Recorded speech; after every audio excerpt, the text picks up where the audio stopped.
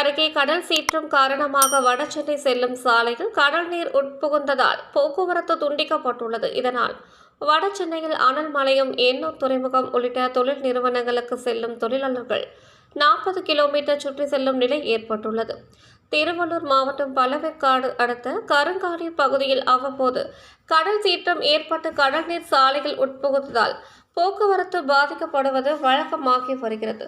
பழவேற்காட்டில் இருந்து வடசென்னை செல்லும் சாலையில் வடசென்னை அனல் மின் நிலையம், எண்ணூர் துறைமுகம், அதானி துறைமுகம், LNT கப்பல் கட்டும் நிறுவனம் உள்ளிட்ட தொழில் நிறுவனங்கள் இந்த வழியை தான் தொழிலாளர்கள் பயன்படுத்தி வந்தனர். இந்த நிலையில் மீண்டும் கருங்காலி பகுதியில் கடல் சீற்றம் அதிகமானதால் கடல் நீர் சாலையில் சென்றதால் போக்குவரத்து பாதிக்கப்பட்டது. இதனால் பழவேற்காட்டில் இருந்து வடசென்னை செல்லும் தொழிலாளர்கள் பணிக்கு செல்ல முடியாத நிலை ஏற்பட்டுள்ளது.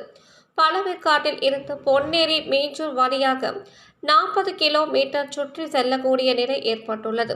இதுபோன்ற கடல் சீற்றம் காரணமாக சாலையில் கடல் நீர் உட்புகும் போதும் மணல் அரிப்பு ஏற்படுவதால் சிறு பாலம் உடனடியாக கட்டித்தர வேண்டும் என பொதுமக்களும் வாகன ஓட்டிகளும் கோரிக்கை வைக்கின்றனர்.